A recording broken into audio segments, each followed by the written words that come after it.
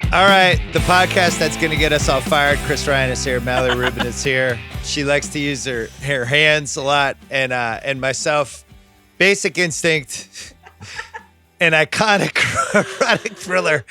I don't know, Mallory. We might have to wheel her out by the end of this podcast. I don't even know where to begin. This is an all-time Apex Mountain Sharon Stone performance. This is a movie that launches 1,000 Skinamax movies. This is peak Michael Douglas. This feels very early 90s to me. This was a controversial movie.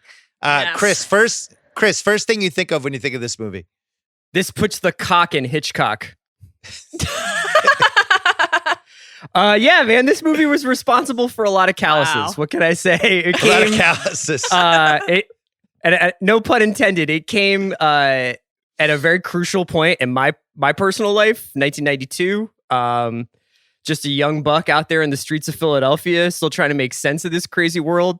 It's really topsy-turvy. And then Sharon Stone walks into my life. And I don't know if it's ever been the same since. Mallory? First thing I think of is putting the cross in double cross and putting the uncross in it too, you know? Really, actually, the first thing I think of is Michael Douglas's ass, to be totally honest with you. It was on a 70-inch TV or 50-inch TV or 30-inch TV, whatever TV you have, it's still funny. It was hilarious in a movie theater. For the flex that Michael Douglas, the whole movie's a flex for him.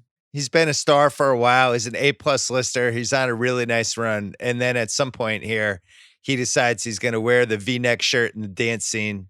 Oh my God. And that's going to be fine.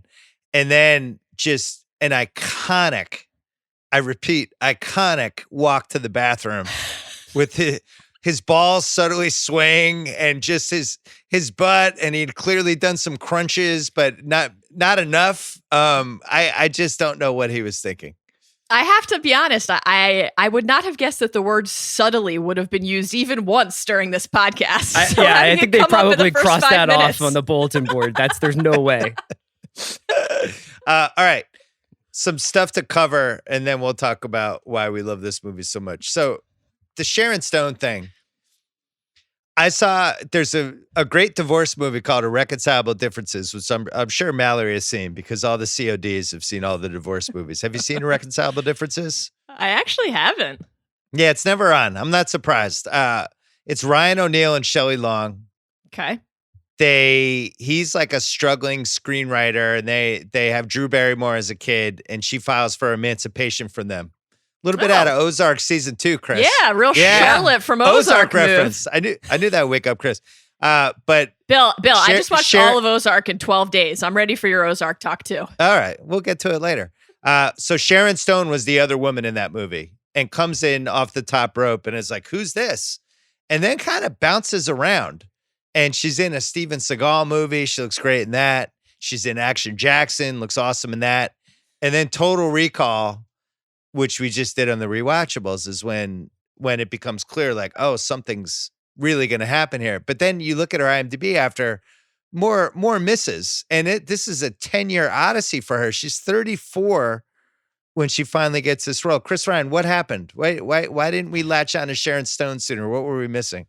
Well, it's hard because, like, in some ways she was waiting for this role to come along, right? Because I don't think that she has the kind of like Meg Ryan, Julia Roberts warmth that was in vogue back at that time. And it's interesting because both of those actresses were considered for the role of Catherine, or at least they had been offered that role, and they both turned it down.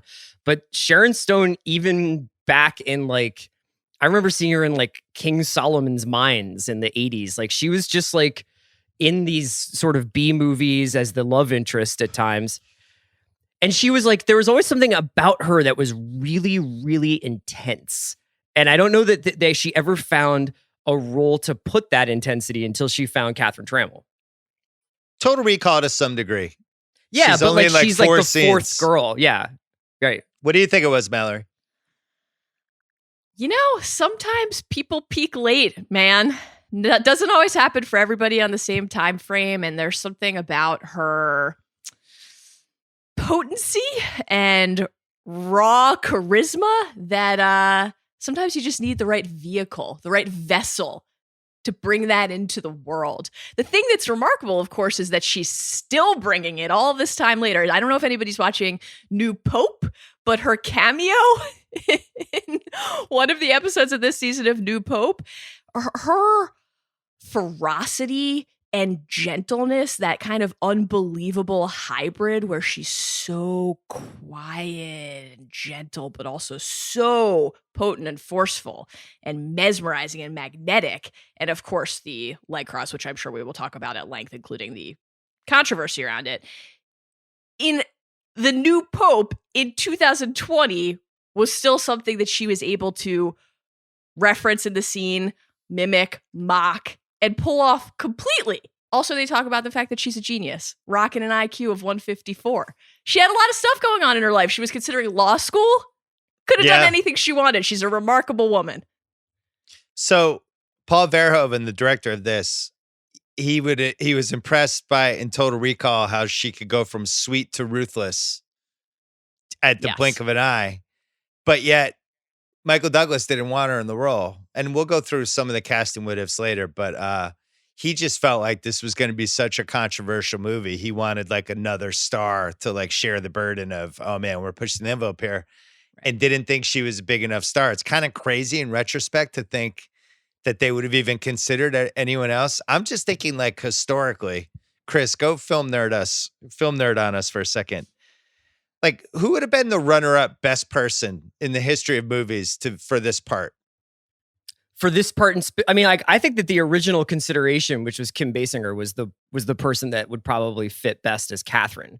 I think a lot of the other actresses who were huge stars at that time had a kind of girl next door quality that wasn't right for this role. So you're talking about kind of like maybe Kathleen Turner a little bit earlier, Basinger, I don't know, Greta Sachi. Greta Sachi was also up for this, and she was like a real like deep cut adult erotic thriller passion point of mine. But yeah, like I mean, there was not a lot of people who could have pulled this off. Greta Scotch is a good one because that's basically the character she's playing in Presumed Innocent, and I never understood why she didn't become a bigger star. I really liked her. The Kathleen Turner's a great one. This is Sharon Stone says she models the part after Kathleen Turner. The only other one I was thinking, and maybe this is just because I watched Unfaithful a couple nights ago, which is a borderline rewatchables. Great movie. I wonder if Diane Lane was always playing like the same types of character. And even when she was in an erotic thriller like Unfaithful, it was always the one who didn't want to fall down that road but got sucked into it. I wonder if she could have tested herself and been this character, because I think she had the sexuality. Well, she definitely could have played Elizabeth Garner. She definitely could have been the Jean Tripplehorn part, I think. It's just, you got to have a character. You got to have an actress in that part where somebody could plausibly throw their life away for them. Like that is literally like the ask is like, you see this person and you will give up everything in your life and just completely let go to be like pulled into this maelstrom. Yeah, there's almost an element of witchcraft. You know, you have to be able to believe that Nick is, if not rational, at least assessing what is unfolding in real time, but also that he's completely helpless, right? Like the moment where he says, I'm in love with you. I'm already in love with you, but I'm going to nail you anyway. That he knows that he's kind of lost it already. And in a way, that's what he enjoys about it. But that he hasn't lost sight of the fact that he's going to keep trying to pretend otherwise. And that is just the spellbinding nature of what Sharon Stone is able to do there. I think Diane Lane is an all-time favorite of mine as well. There's a sweetness at play with her that I don't know is totally right for the Catherine role. There's a difference between a discomforting quiet and a charisma and like tenderness. Yeah, Sharon Stone definitely owns an ice pick in real life. And Douglas does a good job. He creates this specific Michael Douglas move in this movie where he's kind of staring at her in disbelief, and then he does he almost his reaction is just utter disbelief, and then he just laughs and like turns away but but you can see he's just getting sucked in scene by scene. And Yeah. I think the first 45, 50 minutes of this movie is, I think, better than the second half of the movie. But the way they introduce her, they go the drive to go to see her beach house for the first time, the way she plays them, then they go back, gets undressed. She knows he's watching, goes to the police station. She's got all 6 guys in the palm of her hand in like 5 seconds. It's really brilliant. I really think it's high level. I think I was amazed this movie got mixed reviews when it came out, because I think some of the stuff it does is really, really good. Well, most of the Verhoeven movies from this period basically go through the same, although they differ in their own ways, they go through the same critical life cycle of like, they're usually relatively successful, but they are trashed on their, they're trashed upon release critically. And then they go through this like sort of rehabilitative, like, hey, wait a second, like Starship Troopers is actually an incredible satire, or Basic Instinct is basically a Hitchcock movie with a lot more balls, and all these things going forward. For me, man, like the thing that I kind of wanted to chat about was, this was like the ultimate sneak in movie. So this was back when obviously, like I think people were a little bit more hardline about like ratings, and if it was an R rating, like kids couldn't get in. I mean, you would have to basically buy a ticket for a cheaper movie, or for a kids movie, or for something that was PG-13, and then you would try and sneak into Basic Instinct. But there was such a huge storm of controversy around this movie upon its release that like we knew what we were in for, and there was just like, you were gonna have to basically have like the United States Marines guarding the theater to stop teenage boys from going to see this movie in the early 90s.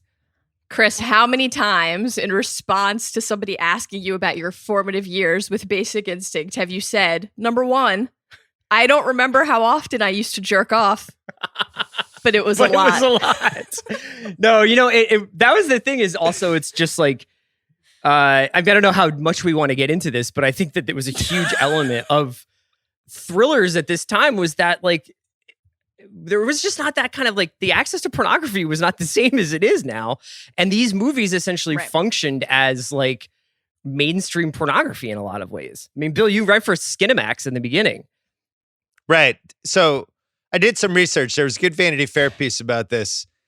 The Skinamax thriller really started with Night Eyes with Andrew Stevens in 1990. Now, there have been some stuff in the 80s, but Night Eyes was the first one where they're like, all right, we have a semi-recognizable guy. There's a hot woman. There's going to be some simulated sex, and we're just going to put this out into the world. And people were like, cool. But once Basic Instinct happened, that launched the Shannon Tweed era, the Shannon Worry era, all that stuff. But going back to when this movie came out and sneaking in the theater, I was in college, and it was spring. I don't know, there was no sneaking for you. You were just like spring. My I'm a senior red-blooded year, American man. First of all, I had owned a lot of Sharon Stone stock, so it was like, all right, this is the full Sharon Stone. It was the premier magazine, New York magazine, like a lot of film writing era. So the Joe Esterhaus selling his script for $3 million. It was on the radar for a while. It was the Total Recall director, and then it was like, and she shows her beaver during the movie, and we're like, what? Like honestly, it was like they can show that in a movie? So you have all these things, Michael Douglas, and it's like, I'm there. When does this come out? So the movie comes out. I solo to a theater that's 15 minutes away from Holy Cross. Get there. It's me and 18 other guys. There's not a woman to be seen in the theater. Everyone's solo. Nobody is with anybody. We're all alone in different seats. It was creepy. Were you social distancing? I was just gonna say that social distancing long before the quarantine. And the Sharon Stone, the leg uncrossed was like seeing the shark in Jaws. You knew it was coming. You didn't know what it was going to be. And then when it happened, I was like, oh my God, I can't believe they showed that. I'd never even thought that would be shown in a movie. When you rewatch the film now, do you watch the theatrical release or do you watch the director's cut with that crucial extra 30 to 45 seconds? So I did some research on this for Half-Assed Internet Research. We can cover it now. It really seems like a ripoff. I think all these director's cuts, it's like 2 extra shots of somebody rocking on somebody and like, a nipple that's shown for 2 more seconds. And it's not like actual, You're not actually getting, crazy stuff. So I watched the director's cut in preparation for this podcast. And as far as I can tell, based on my viewing experience and some brief research, there are 3 scenes that make up the totality of the differences. And it's not actually the most famous one, the light cross. It's the murder at the beginning, like how violent that is, where the ice pick is actually going, what parts of his body it's piercing, and how much rocking is still happening as the murder is unfolding. Okay, that's one. So that's violence and sexuality, obviously. The second part is actually, it's not we get to see more nudity fun. It's the Nick Beth rape scene is longer. So that's horrifying and very upsetting. I'm sure we'll talk about that. It was controversial at the time. Yes. People were that went too far. You shouldn't have done that. Yes. And then the already quite protracted Nick Catherine fuck of the century sex scene, where you can see more. There are different angles, different shots. And I believe one of the key differences in that is the oral sex. Michael Douglas performing oral sex on, Nick performing oral sex on Catherine. That 15 seconds is some of the funniest movie making in the history of cinema. And it is honestly a tragedy if you have not seen it. It is absolutely worth the price just for that alone. The attempt to maintain eye contact with her the entire time he's down there. It's way too early for this, Mal. Come on. It's crazy. I took so many pictures of my TV to text you guys, and then I just couldn't bring myself to do it. I didn't realize until I did the research that they filmed that one scene, the fuck of the century scene, for 5 solid 5 days. 10-hour shoots each day. Yeah. 5 days, 50 hours of her naked with the little pad on. He's got the little pad on, and they're just simulating every conceivable version because he was so worried about the scene getting edited. He wanted to be covered in every direction. And Verhoeven is directing them the way Rick Carlisle coaches point guards. He had every single gesture, every single movement was entirely choreographed. Yeah, the storyboards were presented in advance. It's unbelievable. Who knew? I was just going to say, you got just in that summary of that Mallory just gave of the sort of more explicit scenes in this. I should add that as a young man going to see this movie, and despite all the excitement I had going into it, it very quickly in this movie, you're like, I feel really strange about sex and really strange about this is not a movie that it's not like an erotic movie in some ways. It's kind of terrifying. Right. And it was at the time a different Michael Douglas trying to, show a different side. He'd played this guy a little bit in Black Rain, but not the sexual version of this guy. And so here's Michael Douglas, 1984 to 2000.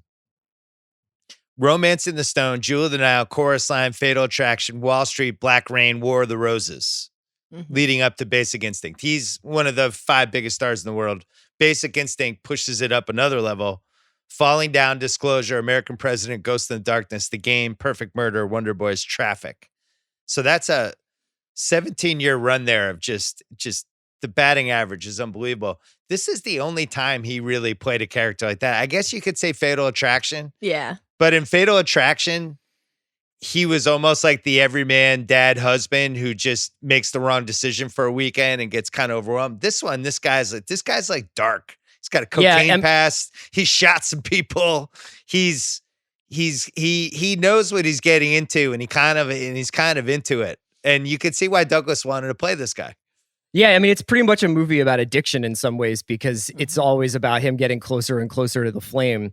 Douglas basically in that entire run you're talking about, Bill, though, only wears one outfit. He just wears a suit with a trench coat.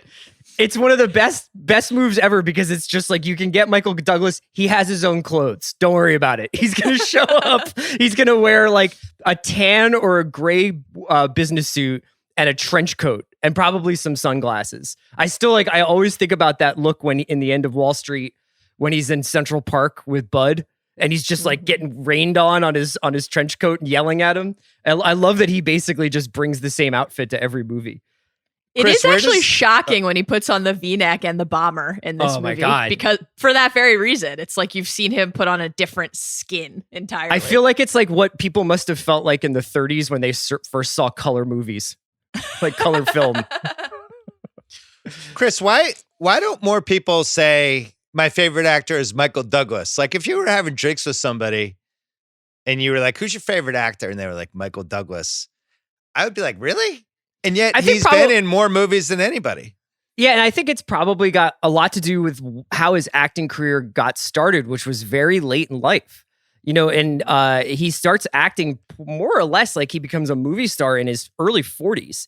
And I was trying to remember because I was kind of like, oh, Michael Douglas, it seems like he was born in his 40s. But that's because if you didn't watch Streets of San Francisco, your familiar or China Syndrome, your familiarity with Michael Douglas is essentially as a middle-aged man who represents a certain kind of like the American male psyche in the late 80s and early 90s. And the extent to which he kind of his movie stardom kind of corresponds with like Bill Clinton and all these other kind of like powerful men who got caught in sexually compromising positions over the course of their lives is really, really interesting. But it's kind of a compressed thing. He never really had the Harrison Ford action movie star-like career that you would have sort of expected from somebody with his name. Well, Romancing the Stone, it felt like that's maybe where it was heading. But yeah, that was his attempt to make Indiana Jones, essentially. I was with him with Streets of San Francisco. And then the Michael Douglas thing did start to happen. He just picked mostly bad movies. Like China Syndrome was a massive movie. He was producing behind the scenes, but it took a couple turns. Romancing the Stone was when it took off. Mal, what do you think of when you look at Michael Douglas? Like, is it affection? Is it love? Is it comedy? Like, what's the first reaction? You know, I don't want to say indifference because that's uncharitable, but it's just he's never really been a factor in my life. He was always, I think we might have talked about this during the Fatal Attraction pod actually, but he was always one of my mom's favorites. Like her Rushmore had Harrison Ford, Richard Gere, Michael Douglas. Not sure who the fourth one would have been, but those were the top three for sure. And I like from the moment that I basically had eyes and could think and understood anything about life, I thought Harrison Ford was the sexiest person who would ever grace the planet. And I just never felt that way about Michael Douglas. And I think to your question about why maybe some people aren't inclined to mention him as their favorite actor or the person they're drawn to, part of it is that there's something repellent by design about a lot of his roles. You know, he's not necessarily playing people you're supposed to like. And that's like a key difference very adult with someone actor. like Harrison Ford. Yeah, absolutely. Yeah.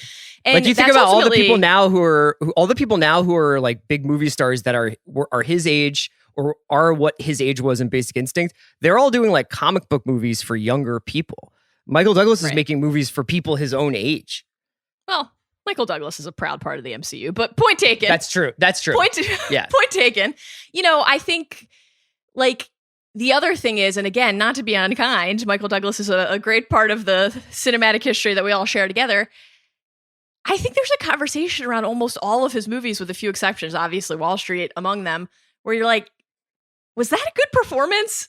I'm not totally sure. Like there's something very compelling about watching him. He's certainly an interesting performer and they're interesting roles, but he's just as likely to be nominated for an Oscar as a Razzie, which I think is kind of fun. It's kind of an interesting thing to talk about. You know, he's not afraid to do weird things.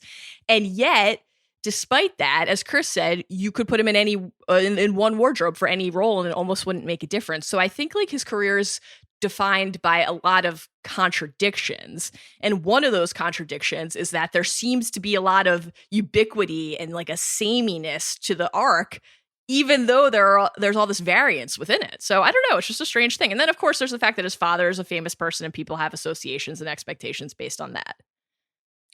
So I was looking at that run from 84 to 2000 and it struck me because somebody else had the same kind of time frame of their peak.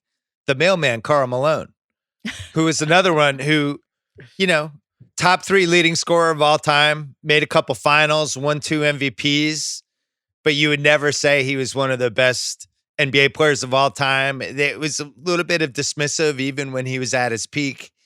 And I do feel like there was a little bit of that with Michael Douglas. Whereas But I think you look at who he was competing against for all of those roles at the time, who was like the adult white male who he's going against for Fatal Attraction, for this movie, whatever. And it's not a lot of people. It's Harrison Ford who would have stayed away from, I feel like, at least half of these roles. For sure. And then other than that, you're just going down a class. So in a way, we really kind of needed Michael Douglas, because I think in the wrong hands, some of these movies could have gone terribly.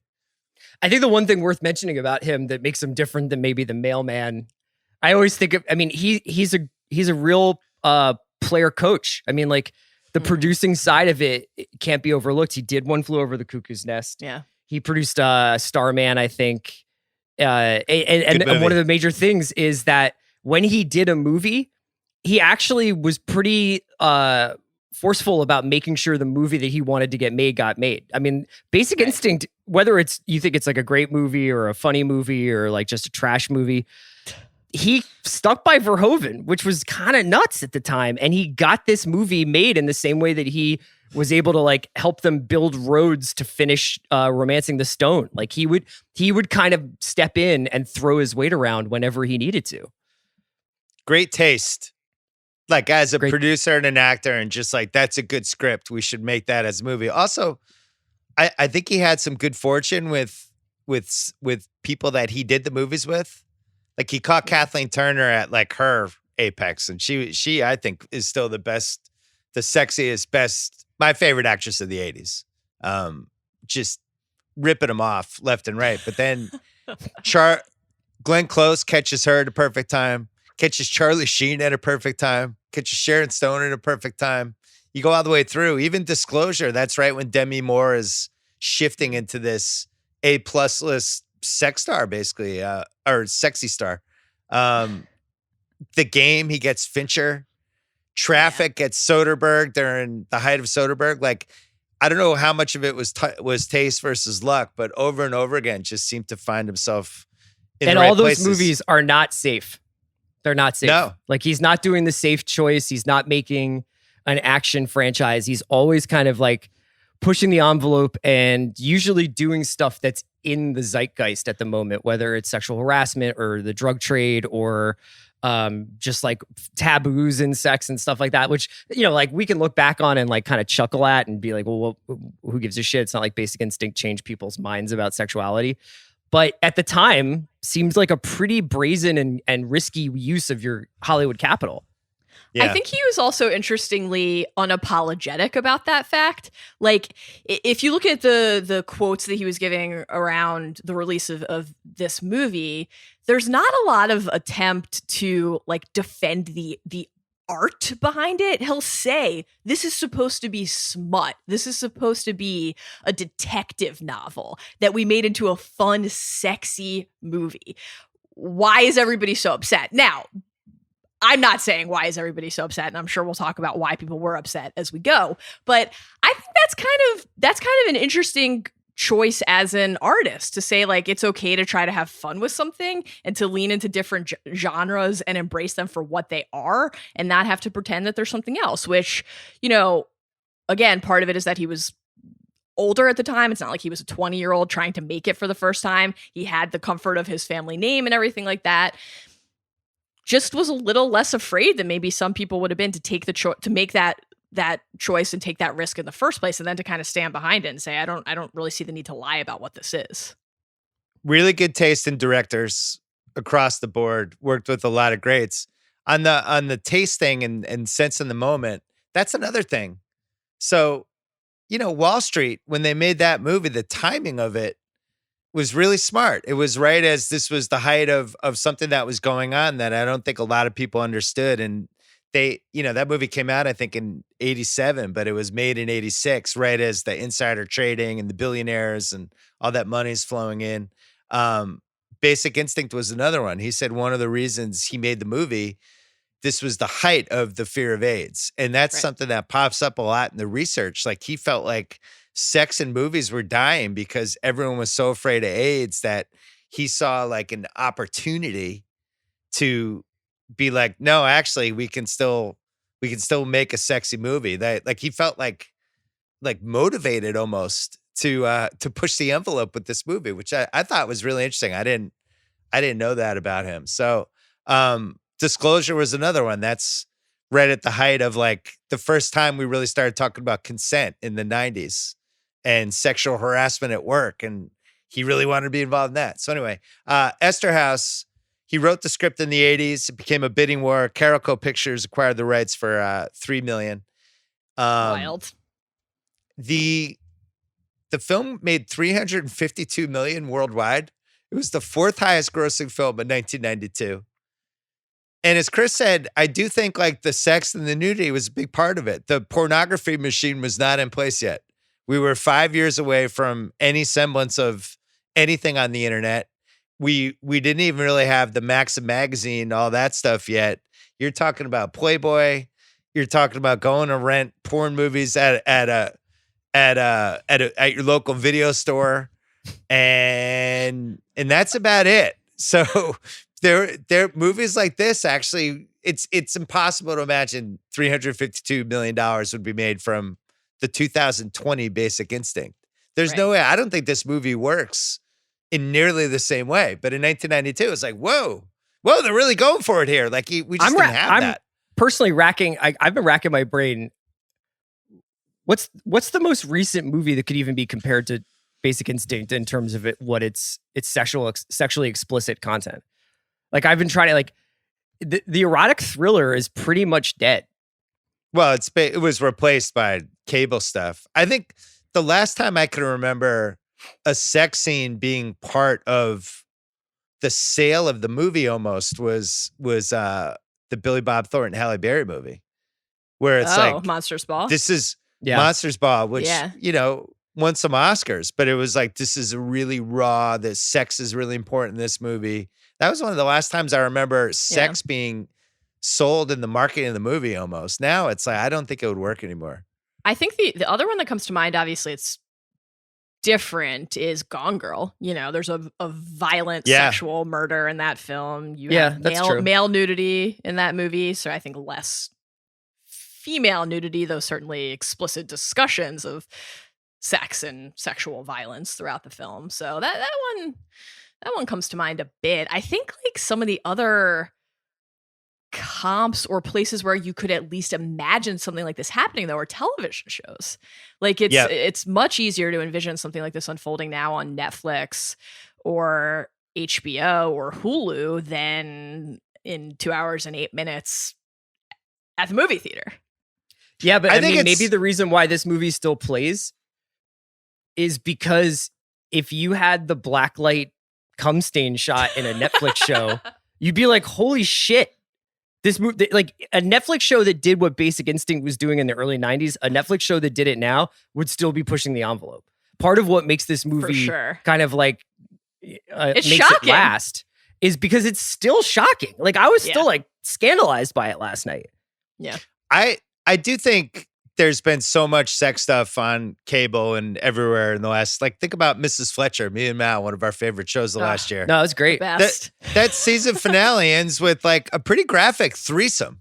Yeah. That in 1992, people would have had a heart attack if that happened. But now it's like, it was surprising, but I wasn't like, oh my God. Like when Basic Instinct in the theater, there's 5 or 6 moments where you're like, oh my God, I can't believe they did that. And including the entire opening of the movie. That's how it starts. Johnny Boz. I think 9.5 Weeks was a movie that did some of that. I think Angel Heart, Fatal Attraction, a tiny bit. Mm-hmm. But this one really got it going. Roger Ebert. Not a fan. 2 out of 4 stars. Oh, okay. Not a fan. Yeah. So he's lost his momentum. He said the film was well crafted, died in the last half hour. Quote, the film was like a crossword puzzle. It keeps your interest until you solve it. Then it's just a worthless scrap with the spaces filled in. I gotta be honest. I think that's really fair. Like this is a super, super, super fun movie, but to your point earlier, Bill, about how the first half is better than the second half and why is the critical response kind of divisive, it's because the halves of the movie don't actually match, and it's depending on how you process it and how you're watching it. Like maybe you're not trying to solve it as you go, and you're just kind of purely titillated by what's unfolding or horrified, and just kind of it's a sensory experience. And maybe it is more of an active mental exercise for you as you're watching it. But there are so many moments along the way where it's pretty clear what the outcome is going to be. And once you've figured it out, that aspect of the story, the actual plot momentum, kind of fizzles. And then there's the fact that you're not actually rooting for the characters necessarily, right? Like none of these people are likable. And that can be totally fun in its own way. I actually think that is part of what makes the movie great. Not great, but part of what makes the movie so interesting is that even Douglas was like, I don't really think Nick deserves to be saved. Like, and I think that was part of what drew him to the role. And part of what makes the movie so exciting is that these are essentially like immoral psychopaths, who are killing one another. So just to defend our boy Raj for 1 second, I think the difference between that point and his statement is that they don't have to be good people to be good detectives. Like the actual casework and just the nature of the clues and what you're learning, it's ludicrous. I mean, it is so easy to figure out what's happening as a viewer, and yet the flip side of that is that so much of it makes no sense at all. Now, again, I find that like really fun. I mean, I'll watch the movie and basically laugh almost uninterrupted for 2 hours and 8 minutes, except for the moments where I'm cringing because something is so uncomfortable. I think it's fun. I think it's exciting to watch it. It's not necessarily a great story. I think it's an interesting psychological exercise, and I like thinking about it that way. Yeah, I think the first half especially plot is Yeah, the thing that this movie is actually more than anything a vibe movie. It's the Jerry Goldsmith score. It's San Francisco in the early 90s before that city changes profoundly. That's the whole point. Carmel. You know who the murderer is in the first 3 minutes. Yeah. It's like unless there's a dead ringer for Sharon Stone's body, hair, and boobs. Don't forget the manicure. Who happens to be dating Johnny Boz. He's just a fucking lookalike across the board. Like it was her from the beginning. I was amazed that Roger Ebert was upset that the mystery fell apart. It's like, well, we knew who did it. I agree with you, and I personally also feel the way you guys do about it and think it's an incredibly fun watch. I understand why if some people went into it expecting that mystery box and that puzzle to be what the actual experience was, that they might be let down, because that's actually not what it is. Right. Okay. Well, Chris talked about a vibe. A lot of my most rewatchables are from the earlier part of the movie. Unless you want to go, I can't do opening scene for most rewatchable because a guy gets brutally stabbed to death. Oh God, very tough. I'm going to nominate some of these, and if you guys want to throw in a couple more, go ahead. The first visit to Sharon Stone's house. Yes. I'll call her Catherine from now on. It's hard to separate them. First of all, fantastic drive on the little cliff there going up. I just like being in that area. Just enjoyed it. Her house is amazing. Incredible. As you know, I love crazy real estate houses like that. Like just like Googling and look at them. That's an all-timer. That house I think no longer exists. But I think it was listed last year for in the $52 same million. Form, or did they blow it up? Oh, I looked at the wrong thing. It might have been renovated. I put this in half-assed internet research, so who knows if it's actually true. But there's some like San Francisco curbed articles and real estate articles. So there's a Architectural Digest piece about it. It's wonderful. 52 mil. Yeah. It has exchanges like, "Are you a pro? I'm an amateur." Why didn't you go home with him last night? I was in the mood. Are you sorry he's dead? Yeah, I liked fucking him. It is just that's amazing. Yeah, got the cigarette, and she's just fucking with those guys immediately, and then they kind of drive home, and Michael Douglas looks at Gus, and just kind of does that. What the fuck just happened? Yeah, all of that. It's such a good introduction to a character. By that time, you're like, oh my God, when do we get to see this person again? It's incredible. It's one of the best introductions to a character maybe ever.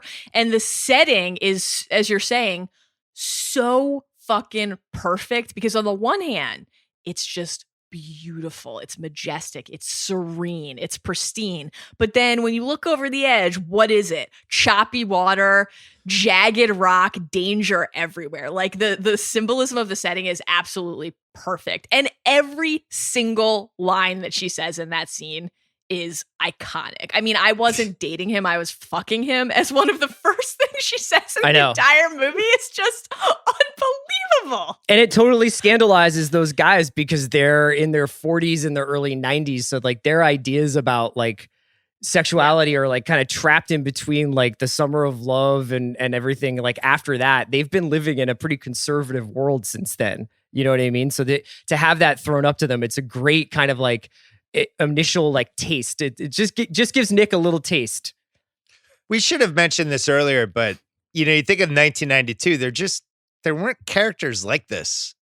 They, like most movies and TV shows, it was the horny guy trying to convince the girl to have sex with him.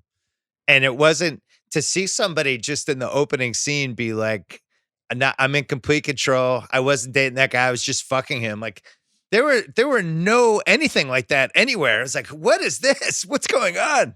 Now I think it seems a little more normal, but at the time was not. Second scene, the second house visit, another car ride. She changes in front of him, gets back in the car. She's in the back seat, just sizing him up, asks him if he has a smoke. He says no. Then she pulls the cigarettes out. Oh, you'll be smoking soon enough. All the way to the police interrogation featuring Newman from Seinfeld and Eddie Harris from Major League. We have exchanges like, in the car, what's your new book about? A detective. He falls for the wrong woman. What happens? He kills her. Nick's like, I'm in. I'm even more aroused than I was 5 seconds ago. Saying Johnny liked to use his hands too much. About the tying up. I like hands and fingers. And then later, Michael Douglas is like, I thought you said you like people to use their hands. No, I like Johnny to use his hands. Amazing. Have you ever fucked on cocaine, Nick? Unbelievable. And then the crotch shot followed by the lie detector. It is. This is the most rewatchable 8 to 9 minutes of the movie. Anything I left out there, Mel? She's got a couple other just doozies on the line department there. I liked having sex with him. He wasn't afraid of experimenting. I like that. Men who give me pleasure. He gave me a lot of pleasure. And then all 5 guys. And by the way, the entire fucking police force is like in the room for this interrogation for no clear reason. And the cuts in that scene are so brilliant. The way that she is in complete command and control, even though she is nominally the one in their power. It is, of course, not the case at all. They are all in her power. The cuts to, Newman, just assistant DA, drenched in sweat. I mean, can you imagine if this movie had come out in the GIF and meme era? Can you imagine the memes? It's unbelievable to think about.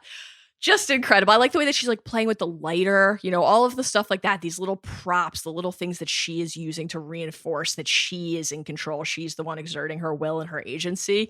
And then like the little moments where it's like, you two know each other, because the dynamic that's forming between them is so fucking bizarre.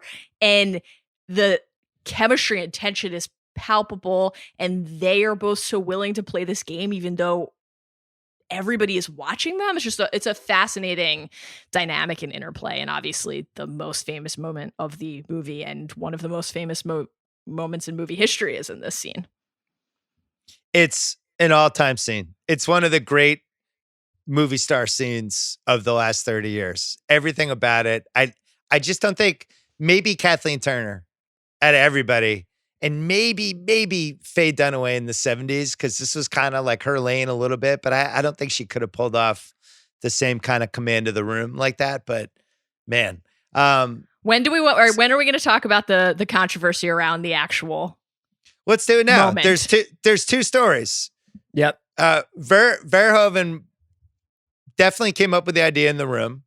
She definitely went with it. Yes, it's not in the script. That's fact. It's not in the script. And then there became a he said, she said after of she didn't know, she claimed she didn't know it was going to be in the movie. And he was like, yeah, we absolutely, that was, we talked about it in the thing. And I think it would have, if in 2020, that whole back and forth about that would have become a huge deal. In 1992, nobody gave a shit. I mean, the line is that Verhoeven told her that like her underwear was essentially like fucking up the lights, that like the lights were reflecting off of her underwear. I mean, but the thing is, she didn't put on underwear in the scene before when she got dressed to go to the police station. Yeah, so but we don't know she like couldn't in have what had order underwear they in the shot thing those anyway. scenes. Yeah. Right. So well, it's obviously in the script. I don't wear underwear, Nick, and like Chris is saying, the scenes where she's getting dressed, where she's getting undressed, and Nick is watching her both times. It's established that this is a character who doesn't wear underwear. Her contention was not that the character wouldn't have underwear on, but that she didn't know that they were going to use that shot in the film, that was not something she had given her permission for, or that was cleared. I mean, what you said a second ago, Bill, is completely right. If this happened now, basically the movie is canceled, the director is canceled. There's so much scandal around this, it would almost be impossible not even for figuratively, anything to make like it the movie through. would probably literally get canceled, like shut down, Yeah, Well, and I do think it's fascinating as like a cultural bit of archaeology here, that I think most people are aware of the controversy around this. Like, if you know about the moment, you know about the movie, you're aware of this.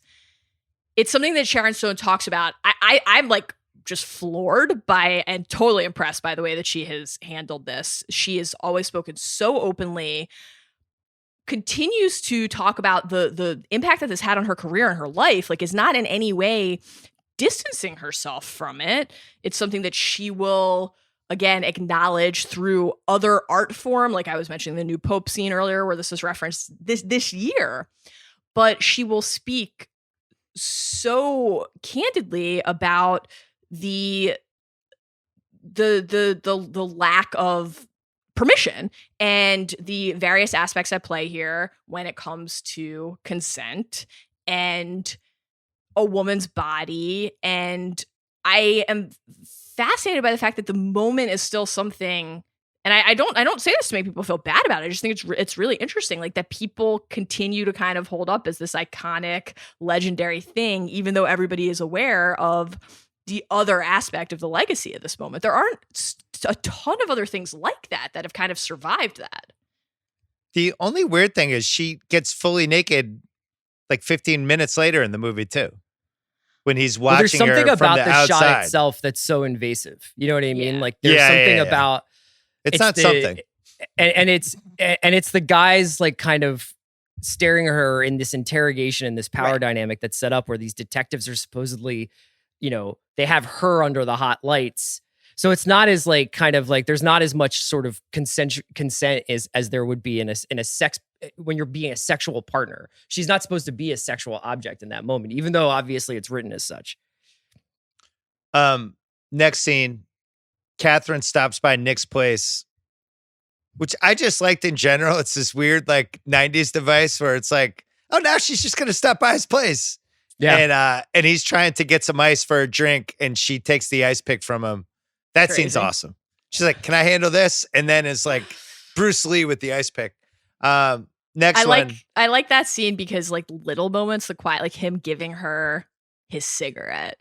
There's a lot of like, I will now say subtle, even though I made fun of you earlier, subtle sexiness in there, little advances in their relationship and how they know each other and how they're interacting with each other. That's where, she calls him Shooter. There's the Nikki Catherine exchange. Great stuff. It's good stuff. I also just love how like in 92, like people had to like, it wasn't that weird for somebody to like go to someone's house and wait for them.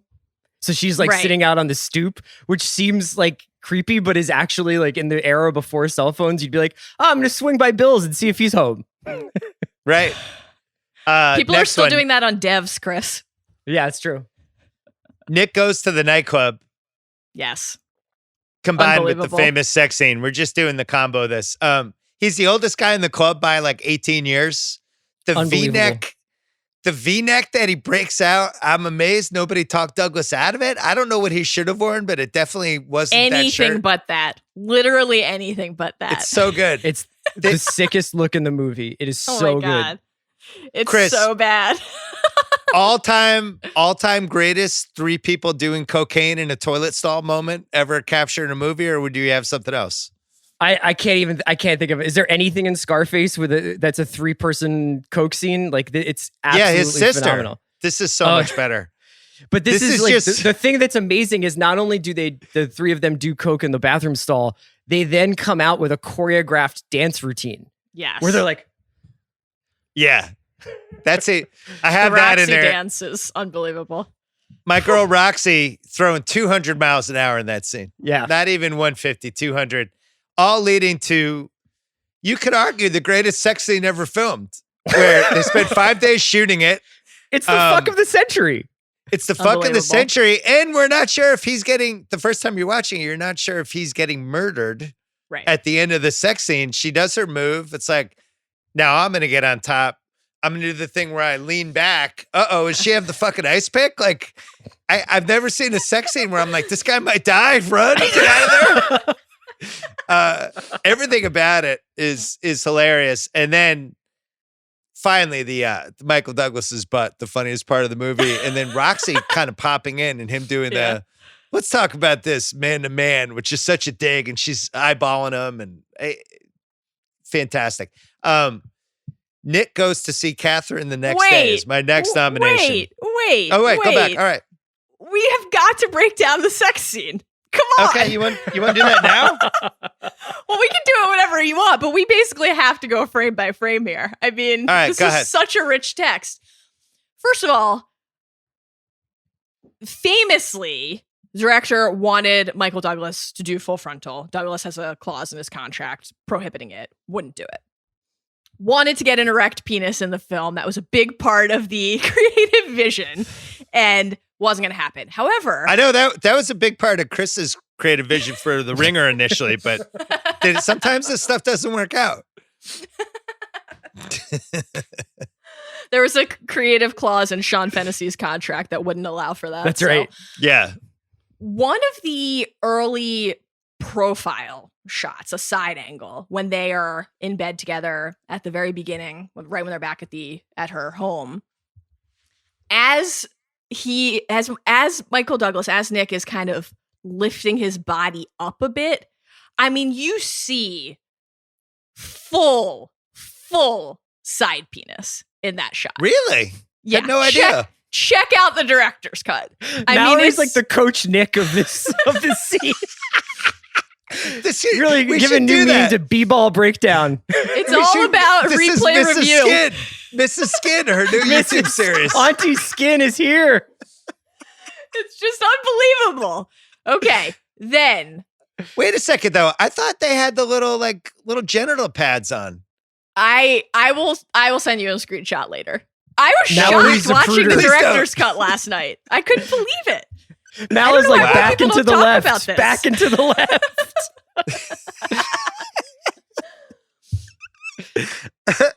The oral sex 1-2 punch there. So again, I'm watching the director's cut for this podcast. Just for the pod. Just for its research, Chris. I've never seen anything like this in my life. It's like they're making Speed, but the version of you can't go below 50 miles per hour is you cannot break eye contact with each other, despite you going down on her, and the angles for that being very difficult to maintain during this 20-ish second exchange.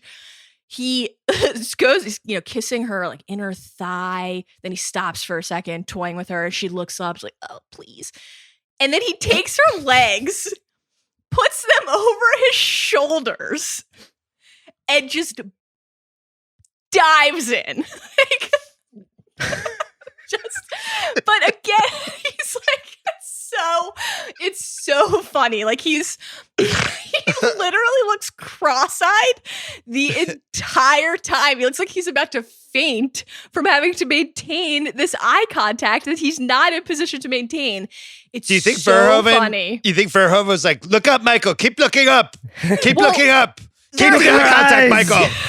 You can, a lot of the interviews have an element where Verhoeven's basically saying, you know, this is a paraphrase version, but this is something he says. Men think they know how women have sex, but they don't know how other men have sex.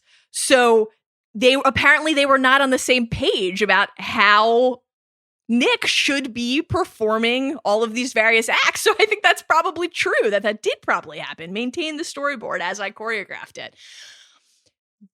There's a very forceful orgasm, right? Which there will be many of in this scene.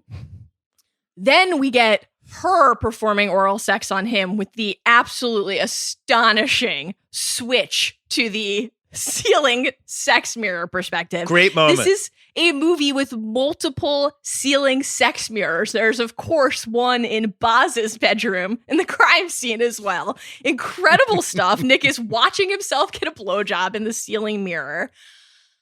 The finger in the mouth stuff, like, I don't know what is going on in this movie where almost every single sex scene involves somebody Just shoving jamming, multiple like, your fingers hand in the person's mouth. Yeah. into somebody else's mouth. But the weirdest one by far is in this sex scene where Nick licks his own fingers and then shoves them into her mouth. Then there is the climax with some of the most... It's like watching Tiger King. Like, the sounds that are coming out of both of them, I've never heard anything like it. It's just unbelievable. Then, of course, she breaks out the white scarf, ties him to the headboard. Every headboard in this movie has to have slots. It can't be solid material because you have to be able to tie somebody up in it. The back scratch, tearing open his flesh, no blood on the pristine white sheets as she flips him around after. Every part of this is just ludicrous and mesmerizing. I love it. Wow, Mal, I was like, that was just spent like the last 5 minutes thinking about his resume and what the next stop is for him. I was just like, don't talk during a no-hitter. Good job, Mel. Thanks, man. Next one, Nick goes to see Catherine the next day. She 180s him a little bit. He's like, that was the fuck of the century. She's like, it was a good start. Good beginning. I thought it was a pretty good beginning. Very tough. Did Nick go home or he stays the night? No, he stayed at the one house and went to the beach house. Yeah, she left him a note on the pillow that said the beach. He's wearing the same V-neck, which now has because he also picks up a pretty cool bomber jacket in the process. Good jacket. That was in his car. car. The jacket. Yeah. So he says, I thought it was the fuck of the century. She says it was good beginning. He was like, boy, Roxy really got an IFO last night. Well, she's seen me fuck plenty of guys. It's just like, she's just cutting his legs off left and right. And then says, I'm not going to confess all my secrets, Nick, just because I had an orgasm. And then ends with I'm in love with you already, but I'm going to nail you anyway. You can put that in your book. Great where they're stuff. on the beach. I love the scenery. This is like, it's just a really good Basic Instinct scene. It brings in everything I'm looking for. It's an incredible scene, including having one crucial production flaw, which is also an important part of this movie's legacy. There's just no stretch of sand like that at her beach property. It's all rocks. Right. They're like definitely in Malibu or Redondo Beach filming that last part. That's all other than that, I don't feel like there's another rewatchable scene after that. If you guys want to nominate one, go ahead. I think after the fuck of the century is when the kind of the whodunit part really kicks in. So once you get down to Michael Douglas in Monterey watching that guy hose down his cop car, you know, you're past the breakers. I don't think you're ever going to get back to the peaks of the middle of the movie. Go quick with your 3, Mel. Nick going to Catherine's place for the all about homicidal impulse scene. It's like almost too weird to even be rewatchable. It's the one where they're very close to each other's faces the whole time, breathing on each other as they talk. But I think it's interesting because you actually learn a lot in that scene. There's real information there. And you realize how much she knows about Nick. You know, all of the newspapers are out there, all of the headlines about his case. She knows about the shootings. She knows about his cocaine. Crucially, she knows about his wife and how his wife killed herself. There's the reveal in that scene that Catherine and Roxy are an item. So that's and then of course the "you're going to make a great character, Nick" line, which is just iconic. The other two that I had very quickly were the Gus Beth murder sequence and then the entire aftermath of solving the case, like back at Beth's apartment and then at the station. Honestly, like you could convince me with that scene alone that this movie is supposed to be a comedy. I mean that with affection, but you really could. It is ludicrous. And I had that in What's Age the Worst. Yeah, it's brutal. The final scene, because you do have some real suspense there about whether or not she's going to kill him, and that is. I think the excitement and the heart-pounding nature of that actually does hold up on a rewatch, even though you know how it's going to conclude. Okay. What's the most rewatchable scene for you, Chris? Nightclub scene by far. Wow. Wow. Yeah. It's into the sex scene. Or are you lumping them together? Like the nightclub scene into fuck of the century. Like you gotta include the dancing, the stuff with Roxy getting mad during the dancing. It's such like an electrifying scene. I'm going with the car ride to the police interrogation, that whole sequence. I love that part. I like seeing the Bay Area. I like her command of the room, all that stuff. Really good. It's very hard not to pick the interrogation. It is just such a legendary moment in film history, but I'm actually with Chris on this one. I'm going to go with the fuck of the century. It's just incredible. And the sheer oddity and surreal sensory overload of the club scene before it's like the cherry on top of the sundae before you even realized what the sundae was. It's great. What's aged the best? I have this down first. This is for you, CR. One of the greatest cigarette smoking movies ever. Yeah, controversially, because Esther Haas went back and was like, "Yeah, I regret it." He had throat cancer, and he was like, "I really regret making cigarettes so attractive in this movie." But yeah, I mean, all the stuff about like you never really quit, you're not going to quit, like all that stuff is pretty crippling for your boy. First of all, don't regret that, Joe. Second of all, it really is essential. It becomes symbolic of Nick kind of starting to unravel. Like he's not smoking, he's not drinking. Halfway through the movie, he's fucking making Jack and Cokes and smoking cigs. The opening scene we didn't put as a rewatchable, but just wanted to mention, like, imagine reading the script. It has to be one of the best opening scenes written just to pull you in a movie where it's like a woman is having sex with a man and you laying out all the things. She ties him up. Now she starts stabbing him in the neck and blah, blah, blah. And it's just like, whoa, what is this movie? I think it's been written off a lot since. Saturated in ejaculate. What do you think it was like the casting call for Johnny Boz? It's like, you have to look like a used Jaguar salesman and get stabbed with an ice pick while being hidden. It's two things. You have to be three things. One, you have to be willing to be naked, right? Show it all. Two, you have to be able to make like bass animalistic sounds in the throes of orgasm. And three, you have to be okay with your entire legacy for the rest of your life being the guy who never washed his sheets and just slept in a pool of his own cum. Right. The blue light scene is really. I gotta ask him. Can we do this now? Yeah. Can we? Go ahead. I had unanswerable questions, but sure. I thought that the years would make me a little bit more inured to this scene. Still stunning amount of jizz. Like just an absolute like garden hose. And I just like, I think when I was a kid, like this was one of the things that I was just like, is that the normal amount? You know, like you really get really traumatized by some of this stuff. And when they throw the black light over that, if I was one of the cops in that scene, I would have been like, was this guy like an alien? Like what's going on here? Or did he ever do laundry? But Bill, that right there is why I had it in unanswerable questions, because it's established canon that he has a maid. So there should be clean linens in Boz's house. So does maybe the maid was protesting after a while? Maybe she was just like, look, this is just an insane amount. Maybe he produces just an astonishing amount of ejaculate as he's going. I mean, the no, black lights. Wait, he might. Maybe if you're getting stabbed to death in the jugular, you have more ejaculate. Why? How do we know? Why did you I don't say know. that? Maybe it's like a triple cum shot. It's at like that there's point. like a blood splatter equivalent here. Like the cum splatter, the pattern just doesn't make sense for this to be a one-time expulsion. I don't think. I mean, Mal, I have an important question for you because we've crossed every line. Whoever is left listening at this point, they're just in for long haul. hi, The only Dan. person left die- listening is like Peter North and like, like So if you die while you're having an orgasm, Okay. why would your penis then go flaccid? I thought when you died, you were stuck in whatever state you were in at the time. why are you Rigor mortis? asking Mal?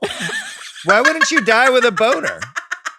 Like that's just how you're dead. Like I thought when you died, it was rigor mortis from that point on, or is rigor like Yeah, but I Bill, think it's not that's like you're science to me. frozen in place, like where you're like, I was mid jog and I'm like frozen this way. Yeah, I think you're confusing the fact that when you die, other parts of your body stiffen with the fact that your actual stiffy would remain. I think that would still be the normal process, right? And also, he has to bleed out a little bit, so presumably there's a little bit of a return to the flaccid state as that's happening. You'd think you'd Okay. lose your ability to be excited as you were being stabbed 31 times with an ice pick. It's a good question. I thought you were going to ask how in a crime erotic thriller where a police station and a detective force plays a huge role in the story is the closest thing we have to any CSI work. Andrew saying there's cum stains all over the sheets, and then Nick looking through his goggles saying, very impressive. we save that because we're going back to what's age the worst. Oh my God. The blue light, was always the best 2020 or Nightline or whatever those, when they would go to the hotel rooms and do the blue light and just find terrible things. That should just be its own cable channel. Other what's age the best, Roxy, mention her. She's just lights out. No idea why she didn't become a big star. What happened there? Newman. Michael Douglas's hesitation. I can't believe this broad smirk. Let me ask you something, Rocky Man to Man. I like that he calls her Rocky and not Roxy. I don't know if that was a Michael Douglas fuck up or whether he was trying to insult her. And then I kind of like the scene when Nick and Catherine are lying on his little porch thingy, like that little balcony thing after they have breakfast sex. nook. Yeah, his nook. And Love a window I bench. don't know. I could have gone a little 4 extra minutes with that, but he's saying like, what about a book where they live happily ever after? She's like, it won't sell. Somebody has to die. Somebody always does. Yeah. Again, there's that subtlety you love so much. What's the pivot after that comment is said? We'd be like, hey, so you want to get some breakfast? Like, Yeah. where do you go when somebody should I says order that Pizza to you? I Hut? don't know. What do you? Hey, Unbelievable. I think Melrose Place is on. Any other what's age the best for you guys? Or you want to move on? So I actually wanted to shout out, like, I didn't really think about this the first time I saw it. I was distracted by other stuff, but over the years, I've come to appreciate just how corny the cop banter is in this movie. Yeah. And there's some just incredible explosion scenes. I got to shout out specifically when Nielsen is giving Douglas a hard time at the bar, and Douglas is just like, "Stop riding me, man! I'll kick your fucking teeth in." And it was just like, is that just the kind of stuff you used to see in bars in the early '90s? I don't know, but that How about ties the in. other internal affairs agent just pulling a gun on Nick in the office when Yes, when he confronts Nielsen? puts a gun I to had that his in what's head. age the worst. Yeah, and then I was also that did just make a gonna lot of sense. say, I thought pre-tech boom San Francisco is age the best. Yeah. Oh, Yes. I had that in there. I don't know why I didn't say that. Yeah. I missed that one. Yeah, it was fun to see 92 San Francisco, like Yeah, pre-Pac Bell Park, pre all the tech people coming in. It was just this cool city that had Alcatraz and some hills.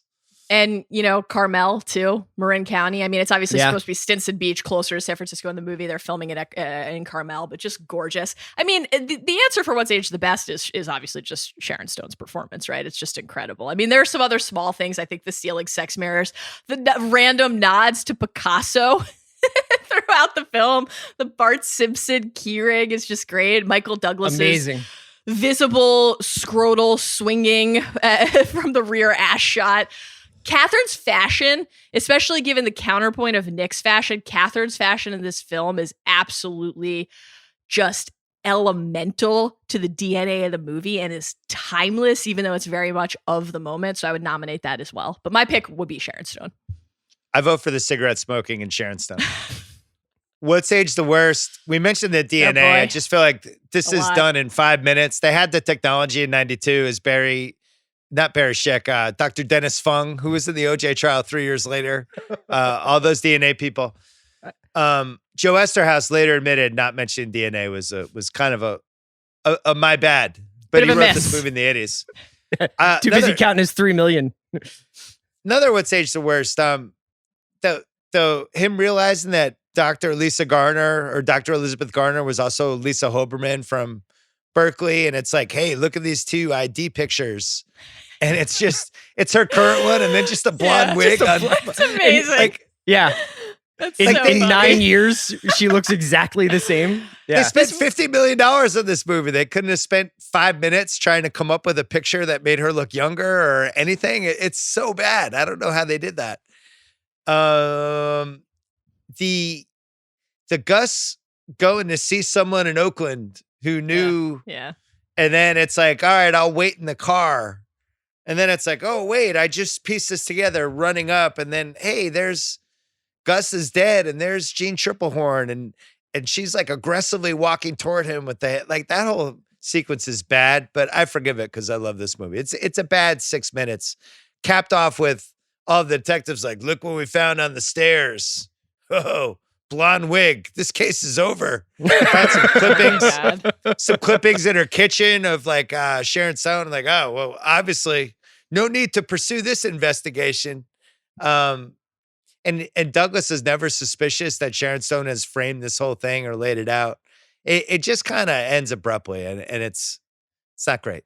I kind of half wonder whether or not they weren't sure themselves going into like the third act of making this movie, whether they were like, maybe they test audiences. Yeah. Or just like in general, like, you hear all the time about like these blockbusters being kind of rewritten on the fly, and they'd done a lot of rewrite work on this movie and then brought Esterhaus back and used his original script.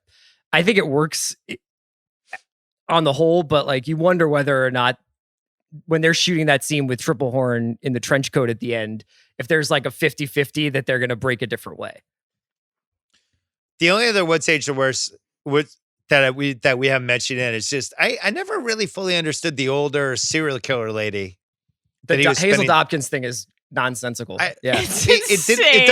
It doesn't pay off in any way, and I don't really understand the purpose of it other to that she was, I guess, fascinated by serial killers, but it just doesn't pay off, and it's weird. It's like a red herring that doesn't work. Casting what ifs. Oh, was that it for what's aged the worst? We got a couple more. The sexual assault on Elizabeth Garner is definitely terrible. Does not play very well. Yeah, there are a couple more serious ones, and the sexual violence in that scene in particular is definitely on the list. Really, really. I had that in picking nits because for what's aged the worst. Well, in the moment it was terrible. Like it became a big deal. I don't even know if it's aged badly because in 1992 people were like, "What the fuck? Why did you do that?"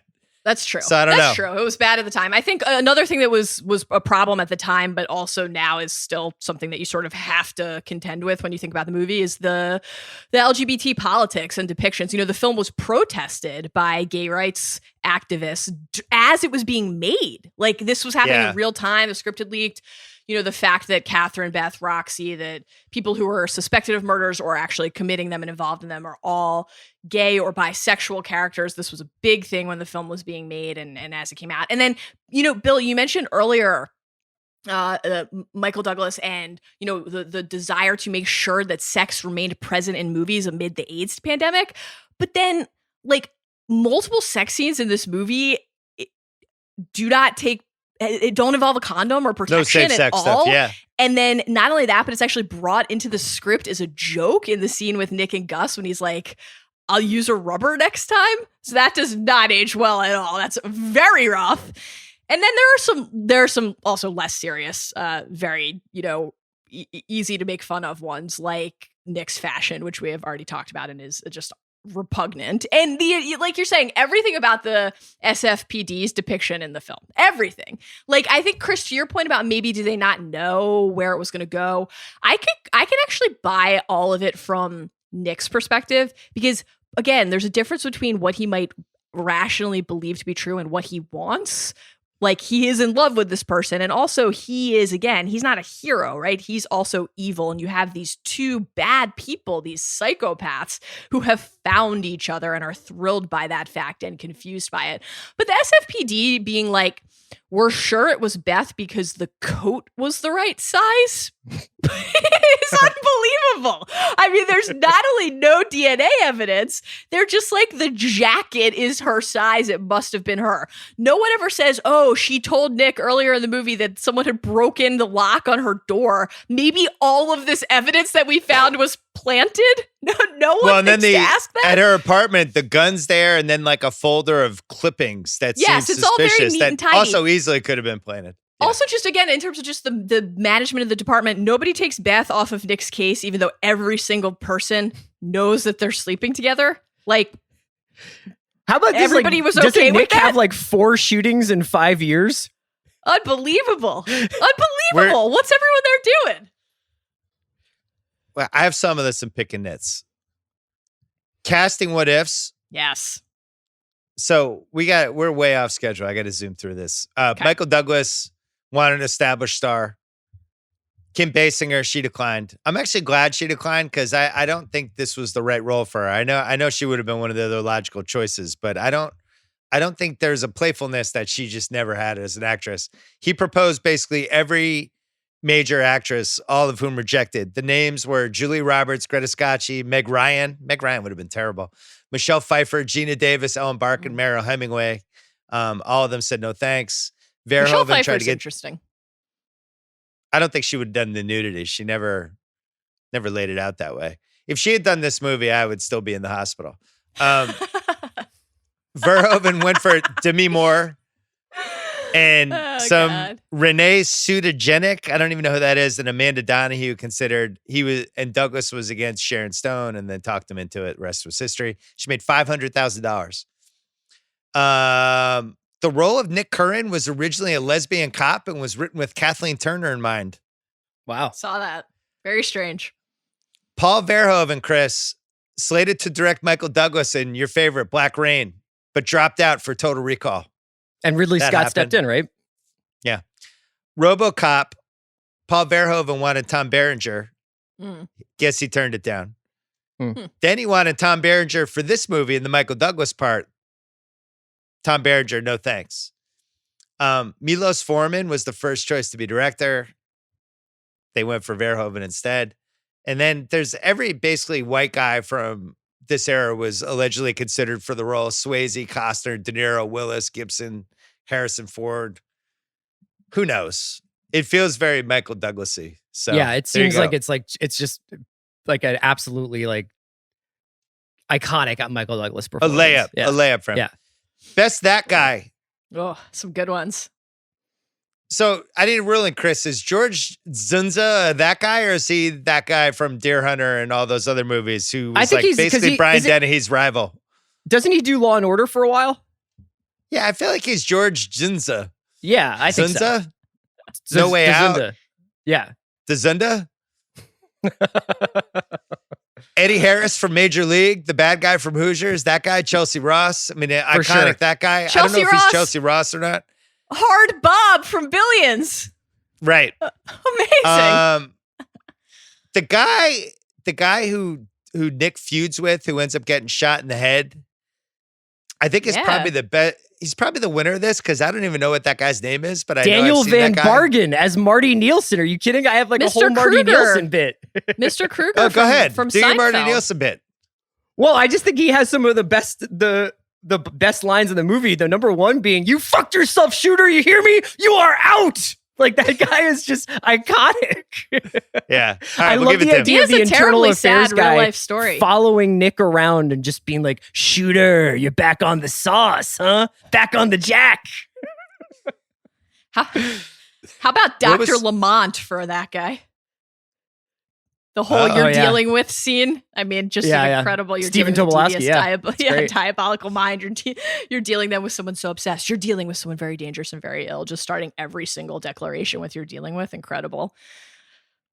Vincent Hanna, they knew award for best overacting. You just made the case for Nielsen. I got to go with our guy Mike Douglas. Yeah. Stop riding me, man! I'll kick your fucking teeth in. And then, or who has access to my goddamn file? It's he goes Brick Tamlin a bunch of times for I don't know why, to seem more intense or coked up or what's going on, but it's from an overacting standpoint, it's probably the most overacting he's done other than Ghost in the Darkness. Yeah. Were we in a place in the 90s and with cops where like they might be on coke? Because it just seems like something that his fellow police officers are just kind of like, hey, it's all right. Hey, Nick, he likes to take a bump here and there. It's okay. I think you're just supposed to accept that it's because he worked undercover and he had to get into the shit. That's right. Yeah. That's Everyone right. keeps asking if they're in Vice. My pick for this is Gus.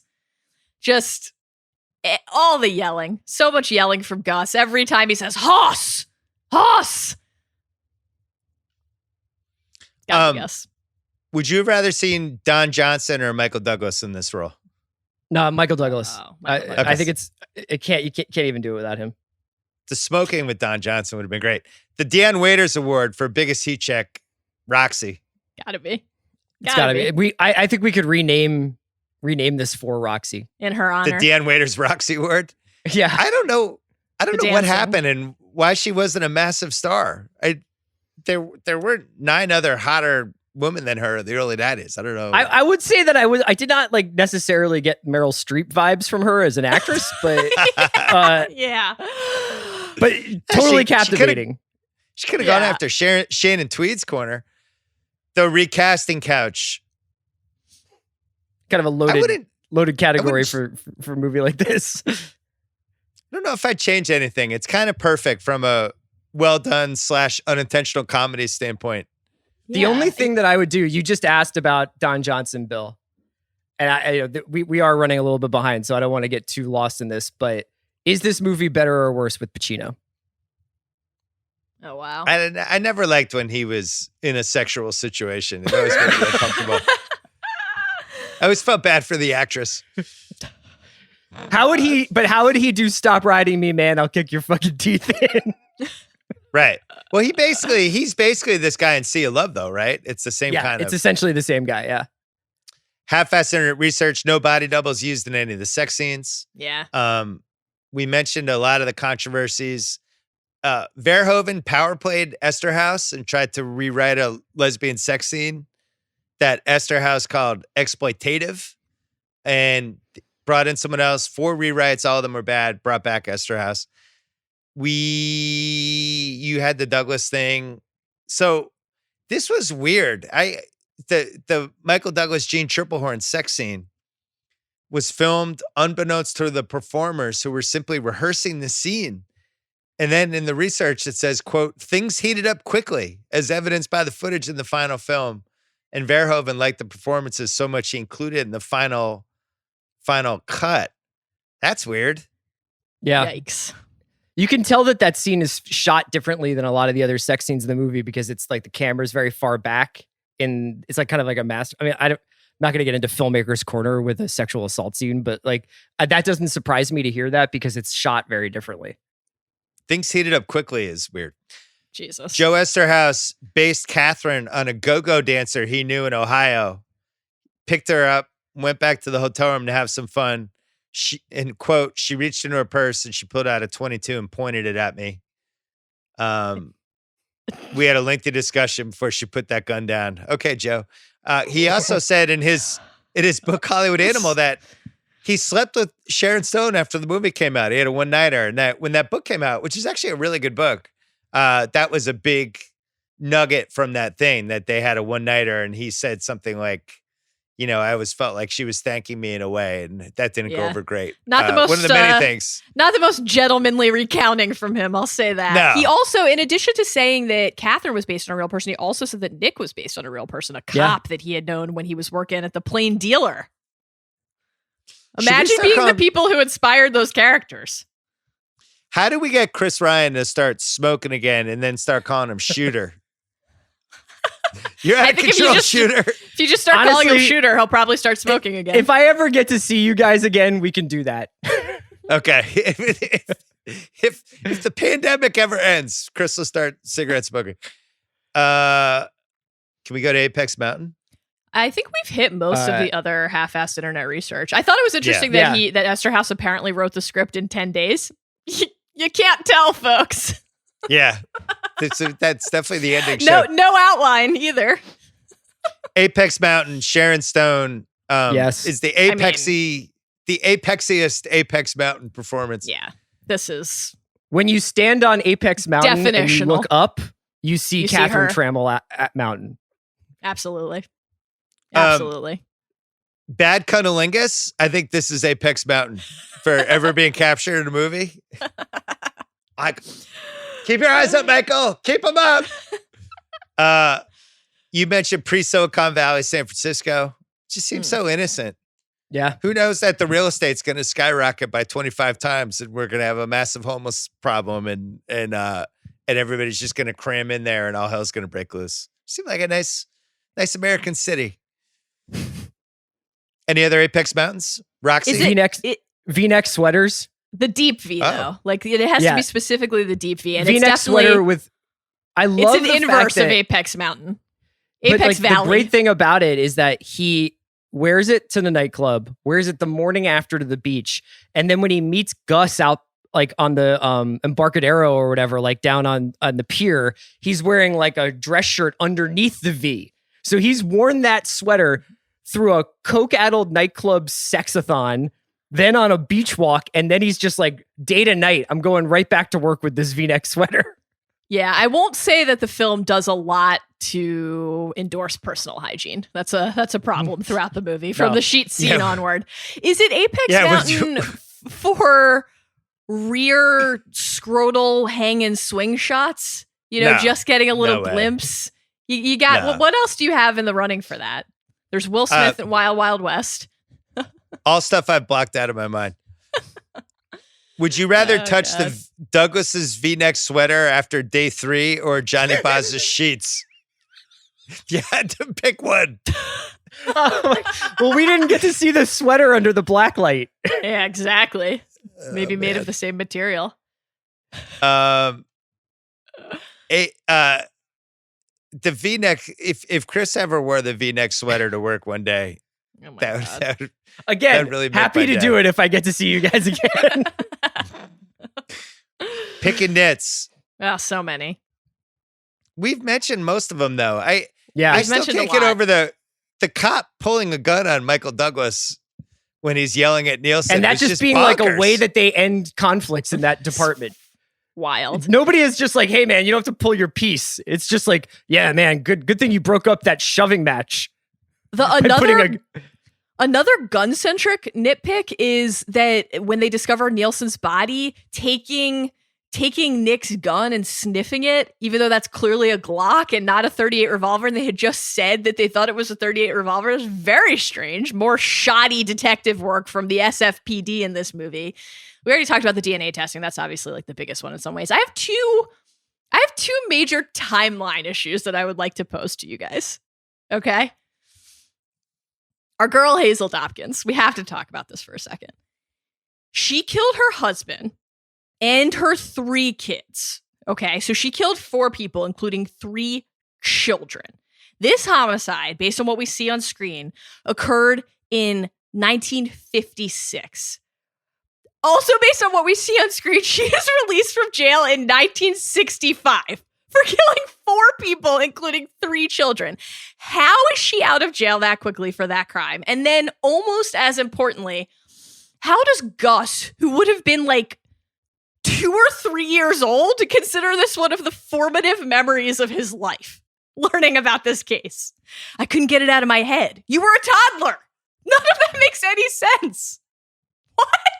I don't understand. That's pretty weird. Yeah, and she also, how old was she supposed to be in those in the scenes with Sharon Stone?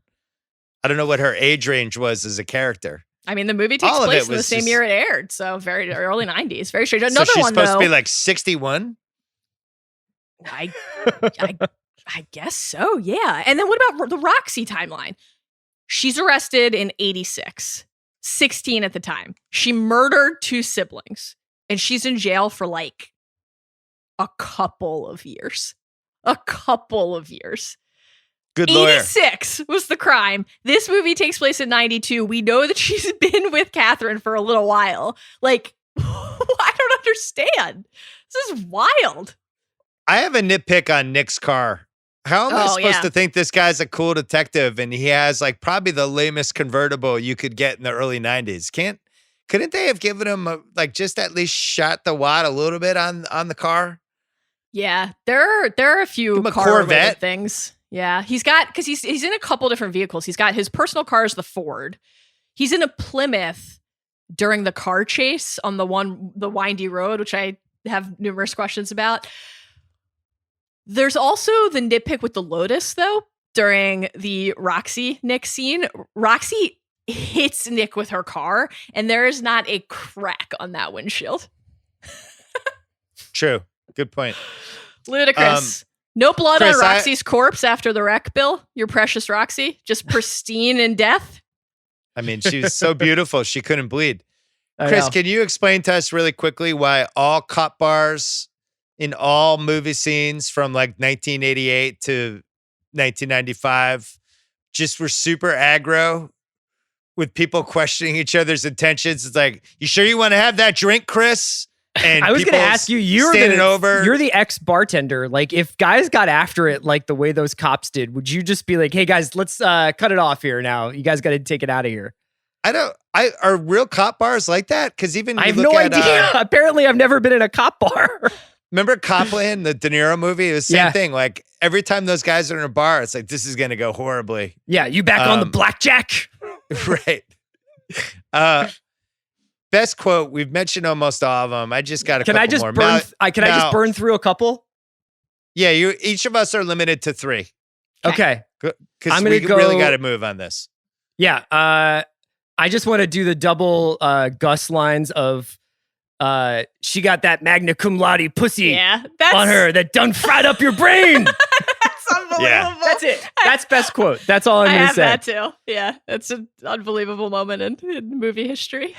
You think Esterhaus wrote that at a coffee shop and he's just like punching his arm like, yes, I did it. All right, give us 3, Mal. Ah, boy. All right, I'll do 3 and then you take your 3 leftovers. I'll take some leftovers. Okay. What do we do now, Nick? Fuck like minks, raise rugrats, and live happily ever after. I love it. She's got $100 million. She fucks fighters and rock and roll stars, and she's got a degree in screwing people's heads. Phenomenal. And then, I don't wear any underwear, don't you, Nick? Oh God, don't you, Nick? Don't you, Nick? Is such a good. Get 3 more, Mal. Oh yeah. Let's see. We've done most of them, so I'll try to pick ones we haven't done. Got some Coke. I've got some Pepsi in the fridge. That's a fun little one, continuing the proud tradition of Coke jokes in this movie. Yeah. I like the whole Nick speech in response to the 3-doctor interrogation when the 2 other doctors join Beth. Nick, when you recollect your childhood, are your recollections pleasing to you? And Nick says, number 1, I don't remember how often I used to jerk off, but it was a lot. Number 2, I wasn't pissed off at my dad, even when I was old enough to know what he and mom were doing in the bedroom. Number 3, I don't look in the toilet before I flush. Number 4, I haven't wet my bed for a long time. Number 5, why don't the 2 of you go fuck yourselves? I'm out of here. Just exceptional. Yeah, what human being do you know that could just rattle off those 5 things? Listen, without a hesitation. He's had a lot of sessions, he's murdered people, so he's been reflecting for quite some time. Boy, all of the other ones that we've mentioned are just such doozies. It's hard to pick one. I do really like another quiet contender when Nick tells Catherine that he had told Roxy he thought it was the fuck of the century, and she said, "Did you really think it was so special?" Great encapsulation of her character. Could this be remade as a 10-episode Netflix show? Fuck yeah. Absolutely. And it would be great. I think it's time. It would I think be the great. casting part would be really fun. You could go in a whole bunch of different directions. I tell it Do from you the keep it in San perspective Francisco? of Roxy, though. Oh, okay. Yeah, it's Rosencrantz and Guildenstern are dead of the Basic Instinct universe. Yeah. Probably unanswerable questions. So many. Oh my God. Has anyone named Gus ever made it to the end of the Thriller? No. It's Absolutely a mortal not. lock. It's like, hi, I'm Gus. It's like, oh, you'll be dead with at least 10 minutes left. Can I do a related one to that on the Gus death front? Is that the slowest elevator in the history of elevators? Yeah. Like we see that It was he's the on floor 90s. 3, and then in the time between him going from 3 to 4, the light bulb goes off in Nick's head. He's seen the paragraph in her manuscript about finding the partner's body in the elevator. Oh my God, I've got to leave the car, cross multiple lanes of this street, run in, go up the stairs, and then at that exact same time, the murder is unfolding and he comes to find the corpse. Chris, should have been a bigger deal when Manny the Boxer died in the ring in 1984. Felt like that was that cover of Sports Illustrated or just a feature inside the cover?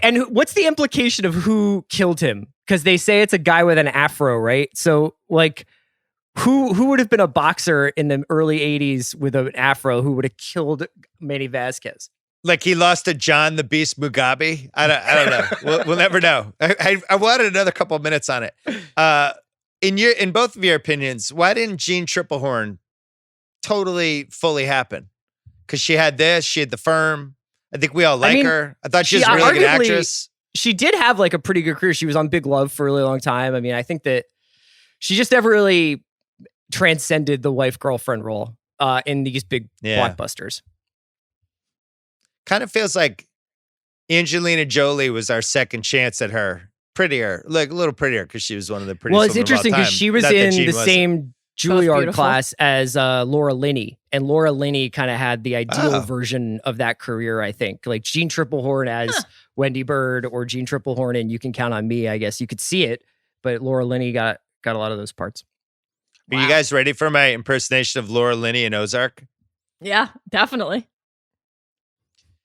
Mallory, please, I'm begging you. That's it. Oh God.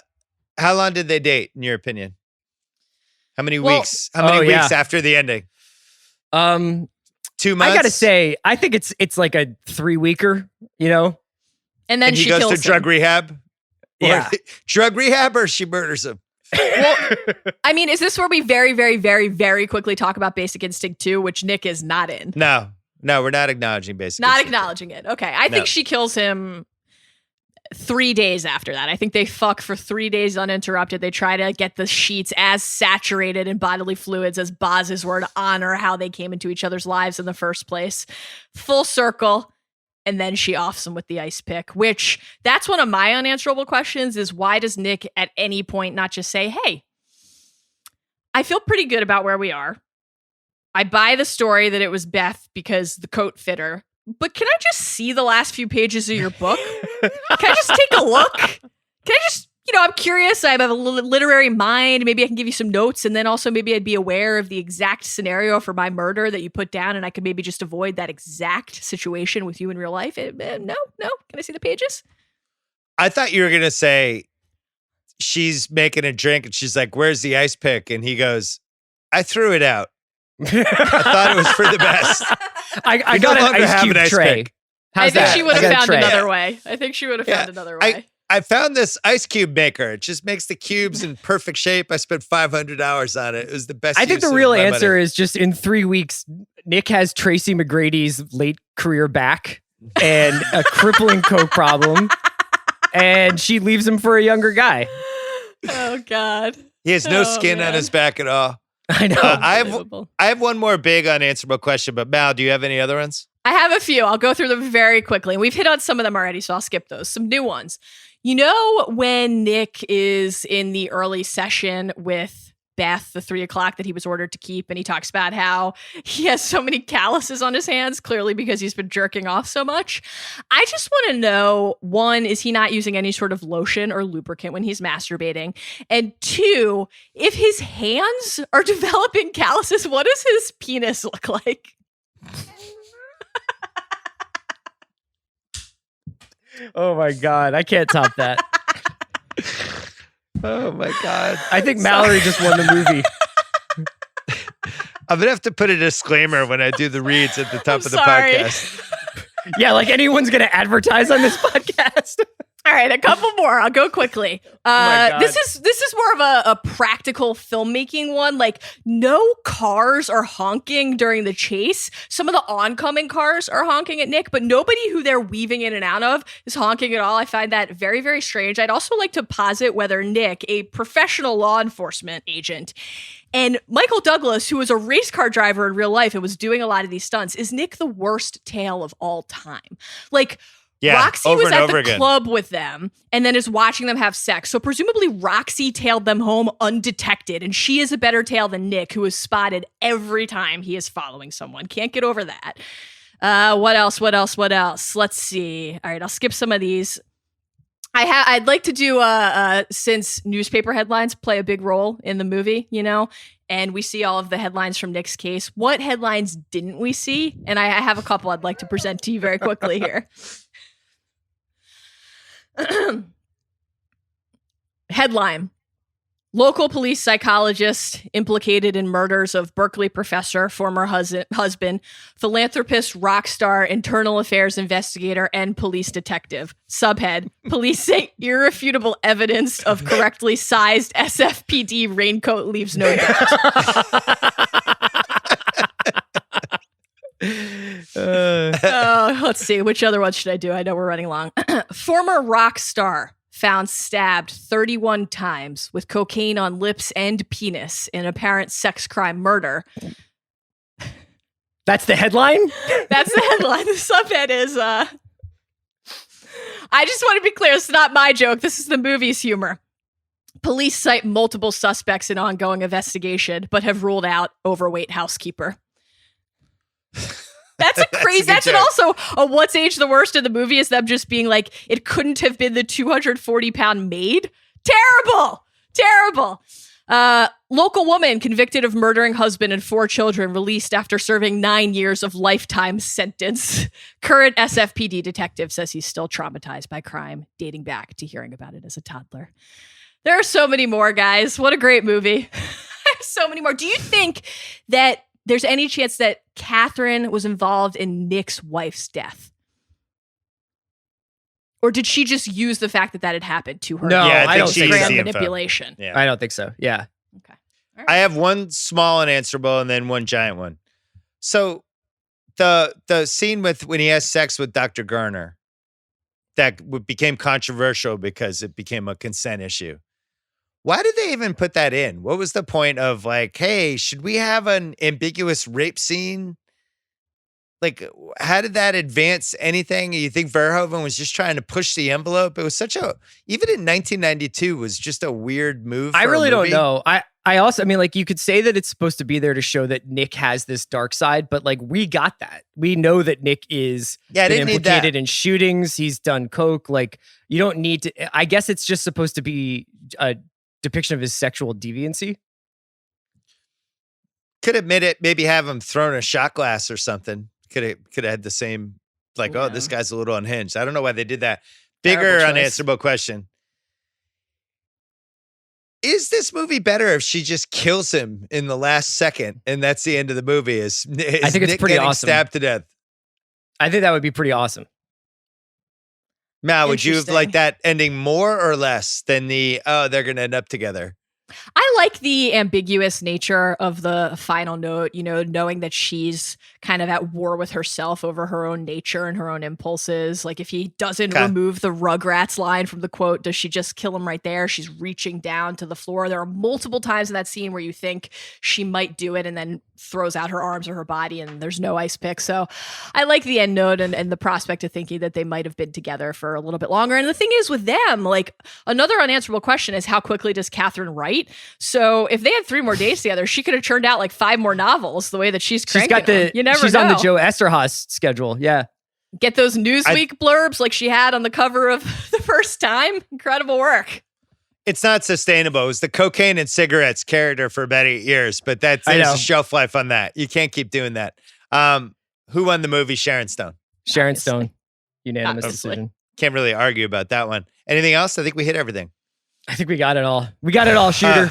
It was the pod of the century, Shooter. My apologies to everybody who listened. Chris Ryan, Mallory Rubin, a pleasure as always.